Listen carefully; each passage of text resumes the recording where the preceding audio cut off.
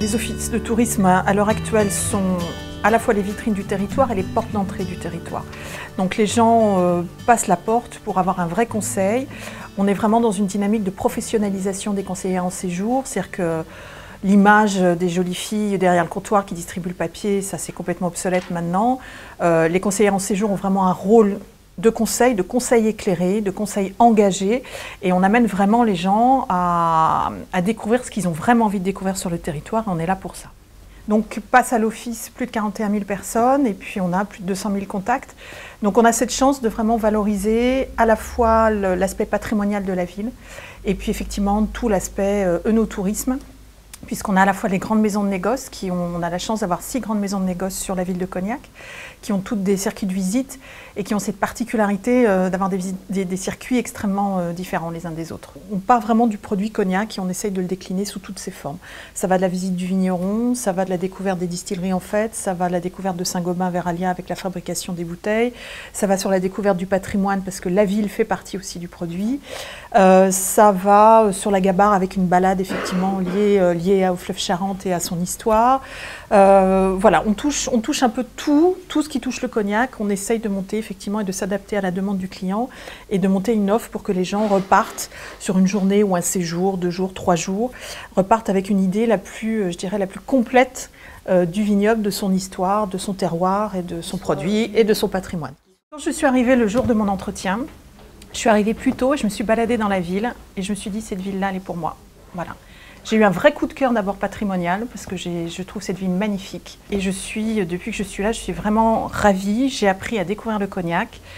Les maisons de négoce m'ont accueilli vraiment les bras ouverts.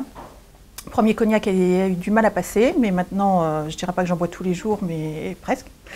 Et voilà, donc ça a été pour moi une vraie découverte. Voilà, une vraie découverte d'une région que je ne connaissais pas, d'une architecture que je trouve magnifique parce que j'ai, de par ma formation, une vraie attirance pour ça.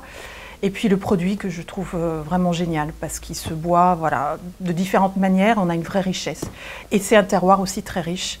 Donc pour moi, passer du cassoulet et de Castelnaudary, capitale mondiale du cassoulet, à Cognac, ça a été voilà, une vraie richesse et un vrai enrichissement.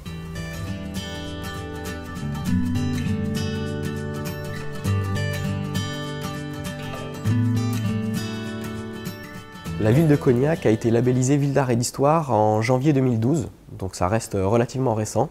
Et donc Cognac est rentré dans le grand cercle, si je puis dire, des villes et pays d'art et d'histoire en France, puisqu'aujourd'hui il y en a un peu plus de 170.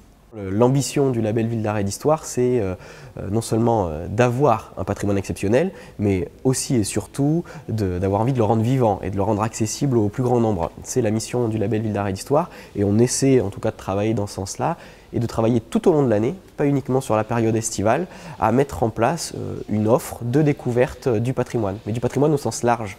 Pas uniquement les églises et les châteaux, mais plutôt tout ce qui fait la ville, tout ce qui a fait la ville, tout ce qui fait la ville aujourd'hui et pourquoi pas tout ce qui la fera demain aussi. On a essayé de mettre en place voilà, une gamme de visites qui sort un petit peu de la visite guidée classique pour justement voilà, surprendre les gens et notamment il y a les visites surprises, donc les gens ne savent pas ce qu'ils vont visiter, ils nous font confiance et là encore une fois on peut aller visiter un cimetière de la ville comme du coup un petit cabinet dans un hôtel particulier 17e recouvert de peintures de cette même époque. Donc ça peut être très varié, mais ça donne à voir la ville autrement. Nous, à Cognac, ce qui nous paraît prioritaire, c'est le public et ce qu'on est en capacité d'offrir au public. Et dans ce sens-là, que tourisme et patrimoine travaillent ensemble, ça nous paraît évident. Et puis nous, ça nous permet aussi de développer l'offre, parce qu'on vend beaucoup de produits, on vend beaucoup de nos tourismes. Mais pour nous, à l'office, voilà, le cognac, c'est aussi la ville. Donc, en ce sens-là, on est extrêmement complémentaires.